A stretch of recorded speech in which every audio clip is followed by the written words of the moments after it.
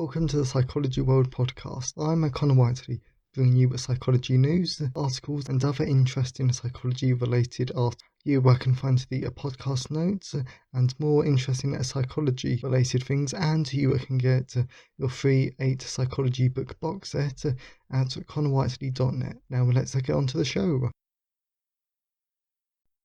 Hi everyone, and welcome to episode 148 of the Psychology World podcast with me, Connor Whiteley, and today's episode is on the psychology of voting part 2, and it is Friday the 29th of April 2022 as I record this. So today is just such a great, brilliant podcast episode that actually follows on from Monday's episode. This is a great episode that you're really going to enjoy. And as always, I always love to hear your thoughts and feelings on today's episode. So you can always email me, connorwhiteley@connorwhiteley.net. You can always leave a comment at the show notes at connorwhiteley.net/podcast. And you can always tweet me on Twitter at sci-fi-whiteley. I always love to hear from all of you because it really helps make the podcast feel more like a conversation. And today's episode has been sponsored by Social Psychology, a guide to social and cultural psychology, 3rd edition. So this is an absolutely brilliant sponsor for today's episode because as you'll see from the content part of today's episode, a lot of our political psychology is based on social psychology topics, like how do our groups work, how does our own individual self-psychology work though. So there's just so much great content in this really great, really easy to understand book that you will love. So that is Social Psychology, a guide to social and cultural psychology, 3rd edition, available from all major ebook retailers, and you can order the paperback and the hardback version from Amazon, your local bookstore and local library if you request it. But if you didn't want to buy a book, but you still wanted to give the podcast a bit one-time support, then please check out. Then you can buy me a coffee at buymeacoffee.com/Connor Whiteley. So we're moving on to the content part of today's episode though. So we're going to be looking at psychology of voting part 2. And on the day of this podcast episode that goes out, there are local elections here in the UK for local councils and just other stuff. And because there's no local elections here though, I actually don't know too much about them this year. But I still really want to continue with our look at factors that can influence how we decide to vote. So let's look at these final 3 factors.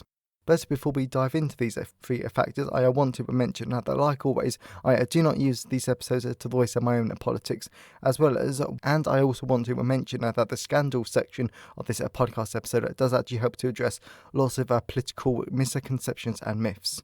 However, personally, when I found out that this was a factor that can affect how people attend to vote, I was a bit sceptical, because whilst a lot of political psychology and psychology as a whole, research is a correlation, and we cannot get cause and effect from these studies though, and sometimes I feel like these factors are a bit too out there, which is why I'm not mentioning 2 other factors that I researched. However, there's evidence from the US in Gomer, Hansforth and Kans 2007, and I should also just mention though that Monday's podcast episode, and because there are so many references in today's podcast episode though, if you go to connorwhiteley.net/podcast, find episode 148, and then the references will be there in case you wanted to look at these studies for yourself. But instead, I'm just going to read it like I did on Monday's episode.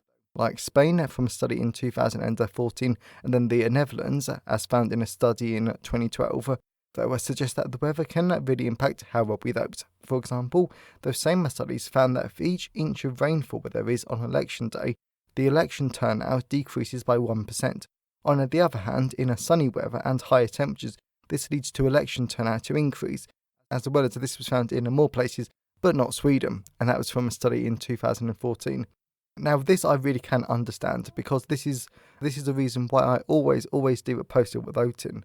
Because no one wants to go out when it's raining, and unless you're a die-hard voter, where you have to vote to no matter what, which I sort of am, then rain might be the perfect excuse for you not to go out. Personally, I think everyone should go out to vote, but that's just my opinion. In addition, if we apply this to real life, then this is probably why the vast majority of elections are in the spring or summer, because the weather is better and people are much more likely to turn out. Finally, some really interesting results or poor weather effects can be found from a study from 2013, who found that when the weather is poorer, people are much less likely to vote for riskier candidates. So therefore, as I mentioned before, yes, most of the research is correlational, but it still makes for really interesting reading. Negative campaigns and political adverts. With adverts of any type being a persuasion attempt, there is a lot of other research in social psychology on this area. As a result, we know a lot about how to make an effective advert, and definitely not what to do. But how do you create an effective political advert for people? This is even more important to consider because political campaigns spend massive amounts of money on TV advertising. And to be honest, whilst most of that money is now being spent on social media advertising, TV advertising still plays an important role. Since a study from 2011 found that TV advertising has a strong effect on voting preferences for people, but this was short-lived, as well as adverts with moody lighting and the music are much more effective and engaging and persuading people. However, when it comes to negative campaigns which focuses on attacking the opposition, in theory this sounds like a great tactic because it surely shows that you're the strong leader. That is proving how weak, pathetic and terrible the opposition is. Yet this is far from how it worked in reality, since a study in 2010 found that when a politician makes a personal attack on political opponents, they always suffer a backlash, whilst the target of the attack was unaffected. But this is only explicitly though, since in reality it turns out that in the subconscious attitudes of the voter, the target of the attack did suffer because of the attack, as it did the attacker, so no one wins there. Well, but both the attacker and the attackee, I don't know if that's a real word, they both suffer. In addition, in terms of voter turnout, thankfully adverts that support our political beliefs makes us more likely to vote, and adverts that don't support our political beliefs have little effect on turnout.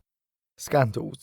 Of course, I will not get into politics here, but I really do think that the next few points that I'm going to be making are really interesting, just because of what's happening in the world.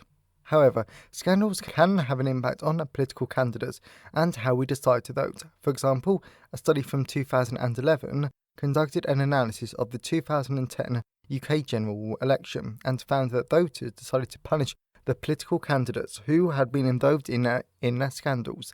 But what actually makes this interesting is that the size of this effect was only modest, and it was a smaller effect than that researchers had been expecting. To find out why this effect was unexpected, we can look to a study from 2012 on Spanish politics, since they found that voters punished candidates exposed in corruption scandals, yet the size of the effect was determined by the amount of media coverage those candidates got and whether charges are brought forward or not. And there is another very important factor that helps us to understand why voters' reactions to scandals are so varied. It is because our reactions tend to be very, very partisan, meaning that we are lenient when the transgressing politician is from a party that we support, and we are not so lenient when it comes to a party that we don't support. Without going into politics too much here though, this definitely can be seen with the political scandals going on at the moment since I've spoken to people on both sides of the political spectrum, and this is exactly what I found. The people who support the non-transgressing party were furious at the corruption and the scandal, but the people who supported the transgressing party didn't care, and that's why I found that so interesting. What about when a scandal breaks? So we've all heard the saying that timing is everything, and this couldn't be more true for political scandals, since Mitchell 2012 found if a scandal breaks later in a political campaign, then this can do less damage than if it was released earlier. Simply because by a late stage of an election, people have already gathered a lot of policy information, whether they realise it or not, so that they can make a decision. As well as if a political scandal drags on for months and starts a drip, drip, drip effect, then this can be really damaging. Sounds familiar? Does a political scandal really distract us from the real issues?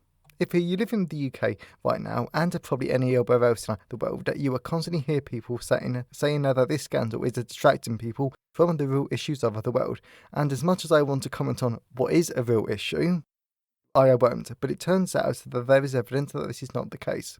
In fact, according to the British Psychological Society Research Digest, national or any type of scandals, for that matter, actually improves our memory of the transgressing party's policies, which is consistent with an associative memory account in which the importance of the scandal boosts our memory for the information related to the politician.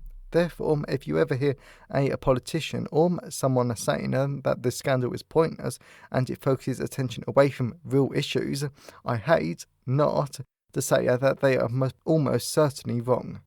Conclusion. At the end of these two posts on those in psychology and why we wrote, I have really enjoyed them because I had two aims that I now realise when it came to them. I really wanted to find out why people behave as they do when it comes to voting, and I think that we can all admit that some of these findings have been fascinating. Others were just wacky. Yet I also wanted to disprove some of the myths about politics, since that is one of the reasons why I love forensic psychology so much, because that area of psychology has allowed me to understand what is actually going on when it comes to treatment, imprisonment and criminal behaviour, instead of what the media and politicians report on, which isn't always exactly what's going on. So I wanted to try and improve my own understanding of this when it comes to politics. I really enjoyed this, and hopefully you did too. So as I already sort of just said that, but I really did enjoy this, and hopefully you did too. So if you know someone who would enjoy today's episode, then please share it with them. I'm always really grateful when you wonderful people help us spread the word about the podcast. And if you want to learn more, then please check out Social Psychology, a guide to social and cultural psychology, available in all of the usual places. But if you didn't want to buy a book, I'd be so willing to give the podcast a bit like one-time support, then please check out buymeacoffee.com/Con Whiteley. So have a great day, everyone, and I'll see you next time. Thanks for listening today. I hope you enjoyed it. If you want to see the show notes, then please go to connorwhiteley.net. And if you want a free 8-book psychology box set, then please go to connorwhiteley.net. Have a great day, and I'll see you next time.